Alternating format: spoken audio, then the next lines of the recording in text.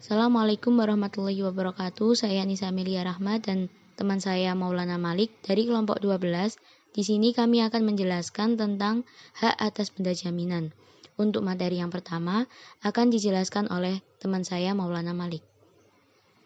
Materi pertama tentang jaminan fidusia. Menurut pasal 1, angka 1 UU VJV diairkan sebagai pengalihan hak kepemilikan suatu benda atas dasar kepercayaan dengan ketentuan bahwa benda hak kepemilikannya dialihkan tetap dalam penguasaan pemilik benda. Sedangkan menurut pasal 1 angka 2 UU JV, jaminan fidusia adalah hak jaminan atas benda bergerak baik yang berwujud maupun yang tidak berwujud. Dan benda tidak bergerak khususnya bangunan yang tidak dapat dibebani hak tanggungan.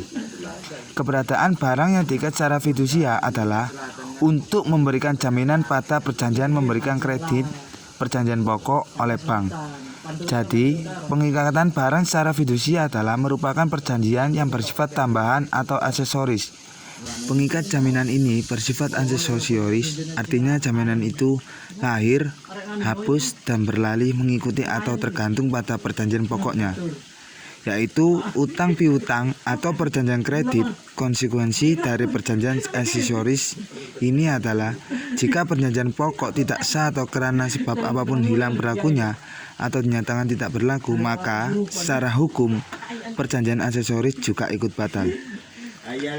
Gunaan Wijaya menyatakan bahwa satu perjanjian fidusia sebagai perjanjian yang aksesoris, maka jaminan fidusia memiliki sifat sebagai berikut. Yang pertama, sifat ketergantungan terhadap perjanjian pokok.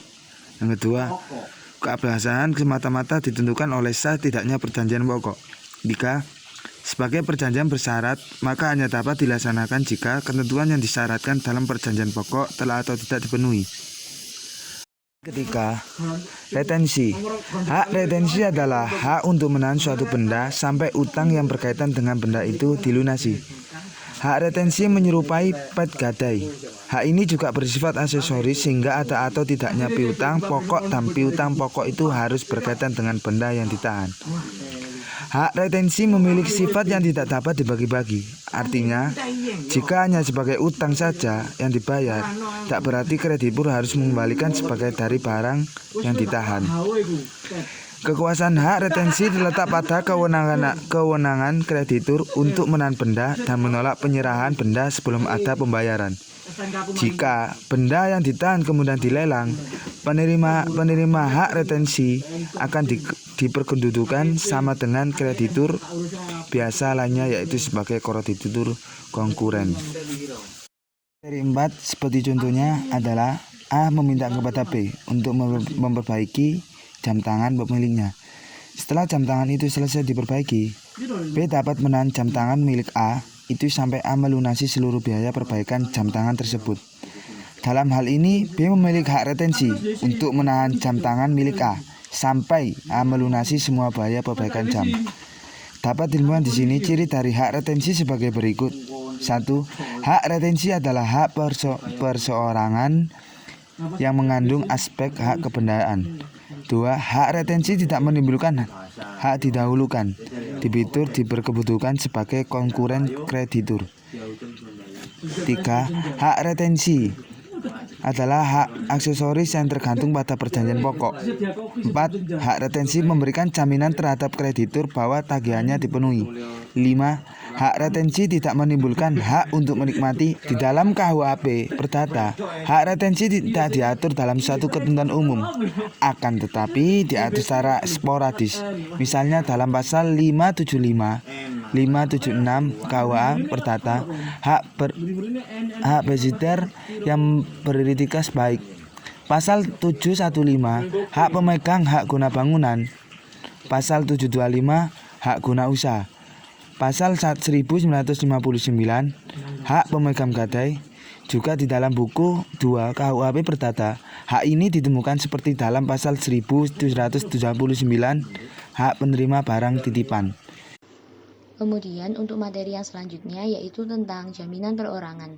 Istilah jaminan perorangan berasal dari kata Broktoch dan ada juga yang menyebutkan dengan istilah jaminan imaterial. Jaminan perorangan adalah jaminan berupa pernyataan kesanggupan yang diberikan oleh pihak ketiga guna menjamin pemenuhan kewajiban-kewajiban debitur kepada kreditur apabila debitur yang bersangkutan melakukan uang prestasi diatur dalam pasal 1820 sampai 1850 BW. Unsur-unsur jaminan perorangan yaitu yang pertama, mempunyai hubungan langsung pada orang tertentu, hanya dapat dipertahankan terhadap debitur tertentu, dan yang terakhir, terhadap harta kekayaan debitur umumnya. Hal ini disebabkan secara teoritis pelaksanaan eksekusi penanggungan tidak harus melalui formalitas seperti dijumpai pada gadai dan selain itu ada kalanya si penanggung mempunyai kepentingan ekonomi yang sama di dalam dunia usaha debitur yang dijaminnya. Di dalam praktek pemberian kredit sekarang ini, jaminan perseorangan atau Broktoch dipergunakan sebagai lembaga jaminan dengan alasan sebagai berikut. Yang pertama, si penanggung mempunyai kepentingan ekonomi di dalam usaha dengan peminjam atau ada hubungan kepentingan antara si peminjam dengan si penanggung. Misalnya, perusahaan induk ikut menjamin hutang-hutang perusahaan cabang atau anak cabang. Yang kedua, penanggung memegang peranan penting dan banyak terjadi dalam bentuk bank garansi, di mana yang bertindak selaku penanggung board adalah bank, dengan ketentuan bahwa bank mensyaratkan adanya provisi dari debitur untuk perutangan siapapun ia mengikatkan diri sebagai board.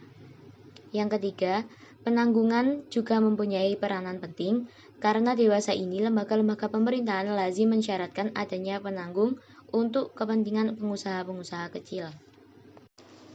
Kemudian selanjutnya analisis kasus benda jaminan.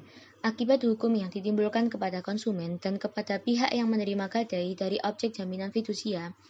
Menurut pasal 23 ayat 2 Undang-Undang Fidusia, pemberi fidusia dilarang mengalihkan, menggadaikan, atau menyewakan kepada pihak lain benda yang menjadi objek jaminan fidusia yang tidak merupakan benda persediaan, kecuali dengan persetujuan tertulis terlebih dahulu dari penerima fidusia. Pasal 36 Undang-Undang Fidusia, pemberi fidusia yang mengalihkan, menggadaikan, atau menyewakan benda yang menjadi objek jaminan fidusia sebagaimana yang dimaksud pasal 23 ayat 2 yang dilakukan tanpa persetujuan tertulis terlebih dahulu dari penerima fidusia dipidana dengan pidana penjara paling lama 2 tahun dan denda paling banyak 50 juta rupiah.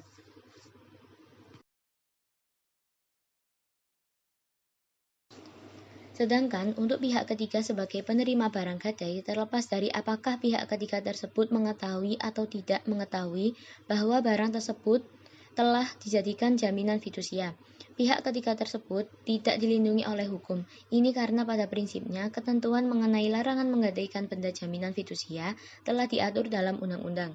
Dengan demikian, semua orang dianggap mengetahuinya dan atau kami berasumsi jaminan fidusia telah didaftarkan. Karena jaminan fidusia tersebut telah didaftarkan, maka dianggap semua orang dapat memeriksa pada kantor pendaftaran fidusia. Sehingga pada dasarnya akibat hukum bagi pihak ketiga dari pemberian gadai atas benda yang telah dijadikan jaminan fidusia adalah tidak adanya perlindungan hukum yang pasti bagi penerima gadai untuk mengambil pemenuhan pembayaran dari eksekusi benda jaminan jika debitur wan prestasi. Sekian dari kelompok kami, kurang lebihnya kami mohon maaf. Terima kasih. Wassalamualaikum warahmatullahi wabarakatuh.